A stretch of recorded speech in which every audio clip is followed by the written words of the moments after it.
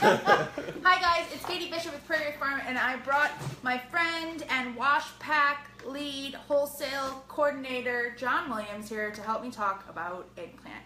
So I'm going to start off this informative little video and talk to you about some of the different types of eggplant that we grow.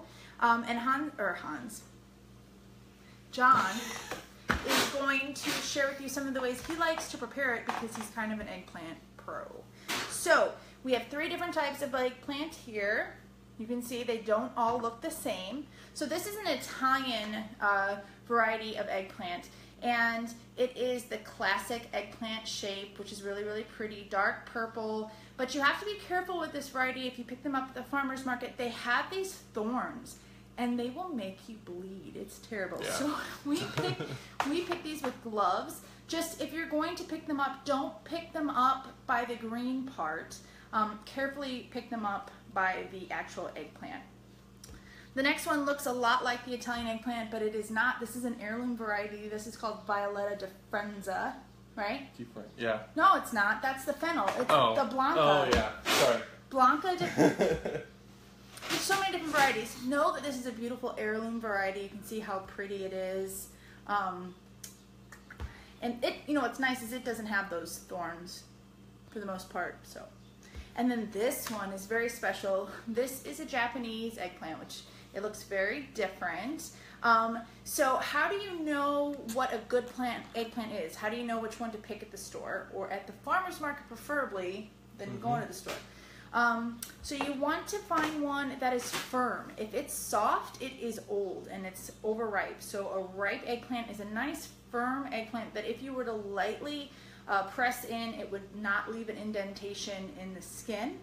Another thing that you're wanting to look for is that the green stem is still on there. You don't want those taken off. You don't want any tears or holes in the flesh either.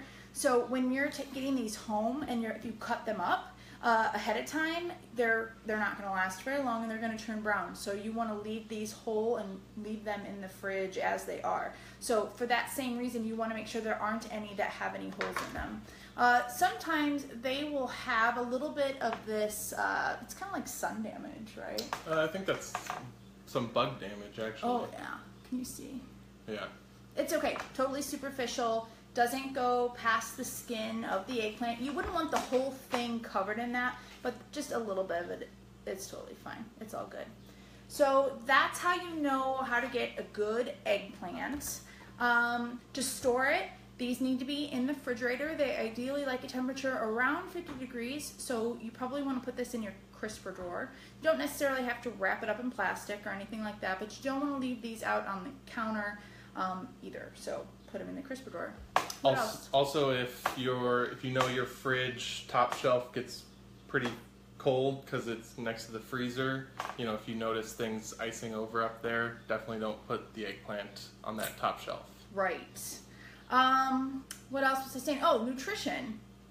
So why would you eat these? Sometimes I ask myself that question all the time. Why am I eating this? Well, so eggplant is in the nightshade family, which is similar to tomatoes, peppers. Wow, I should have prepped a little bit.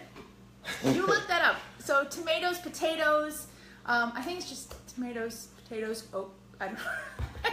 Wasn't that terrible? Yeah. Okay. Anyway, so eggplant specifically has a ton of fiber, but what it also has is these phytonutrients that help protect your cells in your brain from free radical damage. So if you want to treat your brain right, you want to make sure you eat eggplant. So there's your health information. What I'm going to show you really quickly before I turn things over to John is one of my favorite ways to use eggplant. I like the Japanese variety, and here's why. Because if you're going to put it in a stir fry, look at how easy this is. You just slice it into rounds. Look at that. Perfect sizes. Super, super easy. You don't have to peel these or anything like that. So that's why I like the Japanese variety a little bit better if I'm going to stir fry. But if I'm going to do like an egg or eggplant parmesan or grill them, I like the Italian varieties better because you just get a meatier, thicker piece of eggplant. So, John, why don't you tell us what do you like to do with your eggplant? With the Italian eggplant, as you said, grilling it for a sandwich or an eggplant parmesan is great. You get a nice solid slice, and it's not, these little things like this. If you're one thing I like to do with eggplant is substitute it for pasta. You can substitute it for pasta in a lasagna. There's a vegan eggplant cannoli recipe that I absolutely love that works best with a fairly large eggplant because you have to wrap your cannoli stuffing with the eggplant, so the larger slice you have, the better. Is this really distracting you that I'm eating this raw? No. You guys, this is the first time I've ever done this. Try it.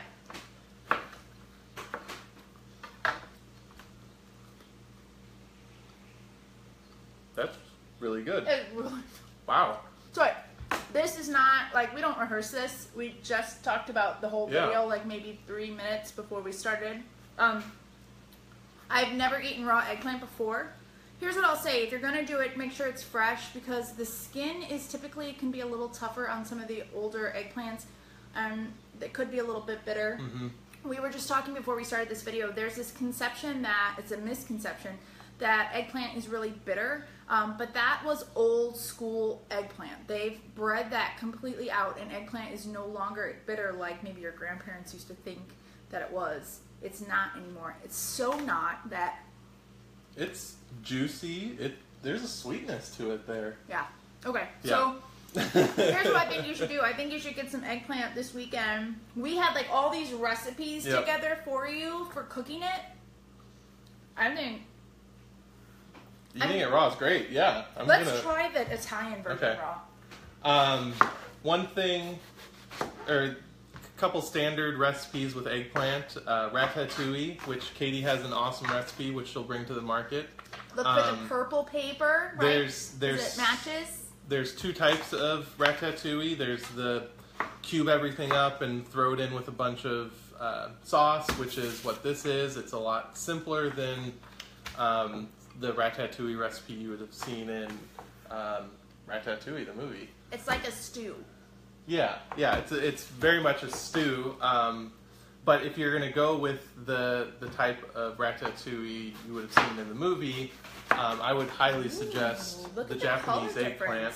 Sorry, I don't mean to. Look at, you guys see the color difference? So that's the heirloom.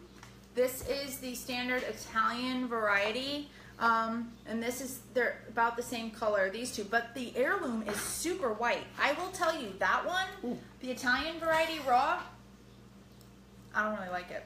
No. Let's try the totally different. It's more softer. Oh wow, yeah. I'd say the Japanese is the sweetest. Definitely the best raw. Yeah. Is the Japanese. If you grow eggplant, if you're interested in the variety, this is called Orient Express, if that's something that interests you. Last thing on recipes real quick. John's going to post some of his favorites in the link below once we post this video. If you're watching this on YouTube later, we'll put it down in the comments below so that you can see it. But if you have the PrairiErth Farm Cookbook, you need to get this if you don't have it. But if you have it, turn to the section for E, which is for eggplant. Did you mark it? Yeah. Where? Where the mark? Okay. So turn to E, and there's two recipes I want to point out real quick. Grilled eggplant is a real common way that people like to make eggplant. One of my customers actually sent me a message today making sure I knew that the only way to cook eggplant is to slice it, put some olive oil on it, and grill it. So that's a really great way. It brings out like the smoky flavor when it's windy. when you grill it. But one of the ways I really like it is in roasted eggplant spread, which is a lot like baba ganoush if you've had it. This recipe in my cookbook is a little bit different. It has red bell peppers and red onions and garlic, tomato paste. It's got a lot of great flavor, and you just spread that on crackers or bread. You could make a really great vegetarian pita or just a regular bread sandwich. So that might be something that you want to consider too. Eggplant does not have to be mushy. No, definitely not. It's not bitter. Nope. I can promise you. You can go as easy as not cooking it at all and putting this in a salad. It's probably going to turn brown. Yeah. So which you can see already happening with the Italian. Yep, it's kind of oxidized. Is it oxidizing? Yep. I'm so glad I have somebody sitting next to me helping me with the big words. Anyway, you could put a little bit of lemon juice on these, which should probably help slow down the oxidation, and it might actually make it taste really good that way too. So try it raw, try it cooked in any of these recipes that we're going to put below in the comments. Grab yourself a copy of the Ratatouille. I call it Ratatouille. Grab a copy of the recipe. Remember, purple is the right card for you at the farmer's market. Tomorrow we will have all of these varieties. I spent all morning with Hans picking quite a lot of eggplant. CSA members, if you are in our CSA, it is very likely that you may be getting eggplant this week as well. So hopefully this video helps you. I hope to see you guys tomorrow at the farmer's market. Right? Yep. Stay tuned for other videos next week. Bye. Thank you guys. So now I have to actually get up.